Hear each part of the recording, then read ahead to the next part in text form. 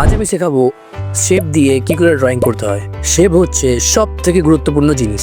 আমরা যে কোনো সাবজেক্টকে আগে শেপের মধ্যে ইমাজিন করে নিই, তারপরে শেপগুলিকে আঁকি। শেপগুলি আঁকার পর তার আমরা ডিটেল দিই। ডিটেল দিলে আমাদের যে সাবজেক্ট সেটা রেডি হয়ে যায়। চলুন আজ আমি শেপ দিয়ে আপনাদের একটি এলিফ্যান্ট এঁকে দেখাবো।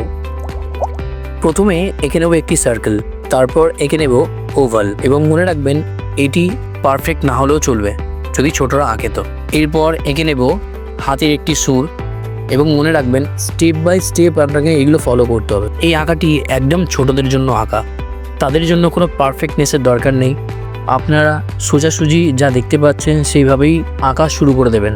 বড়রা তো যে কোনো আঁকা কপি করে আঁকতেই পারে, কিন্তু সমস্যা হয়ে যায় ছোটদের। ছোটরা সহজেই কোনো কিছু আঁকতে গেলে একটু ভয় পায় এবং সেটি পারফেক্ট না হওয়ার চক্করে তার আঁকার চেষ্টা করে না। আপনাদের যদি এইরকম ড্রয়িং পছন্দ হয় তাহলে আমাকে কমেন্ট বক্সে জানান। আমি এইরকম ধরনের ড্রয়িং আগামী দিনে আরও আনবো। কত সহজে ড্রয়িং করা যায় সেটি আমি ধীরে ধীরে আপনাদের দেখাবো।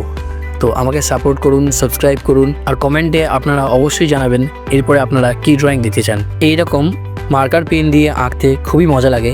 আপনারা ফাইনাল লাইনটা যখন করবেন এইরকম মার্কার পেন ব্যবহার করে অবশ্যই করবেন, দেখবেন আপনাদের ডিটেলটা খুব সুন্দর দেখাচ্ছে। আর প্রত্যেকটি পেরেন্টসকে আমি এটাই বলবো যে বাচ্চারা যখন ড্রয়িং করছে বা কোনো কাজ করছে, আপনারা তার সঙ্গে তার পাশে থাকুন, তাকে গাইড করুন।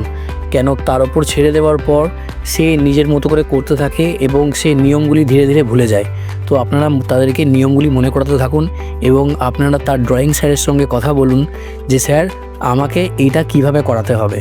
তাহলেই দেখবেন যে আপনার কাজটা আরও সহজ হয়ে যাচ্ছে। এরপর মুছে নেব পেন্সিলের লাইনগুলো যেগুলো এক্সট্রা দেখা যাচ্ছে। এরপর আমাদের ড্রয়িং রেডি। আর এইরকম সহজভাবে আঁকতে গেলে চ্যানেলটি সাবস্ক্রাইব করে দিন, লাইক, কমেন্ট ও শেয়ার করতে ভুলবেন না প্লিজ।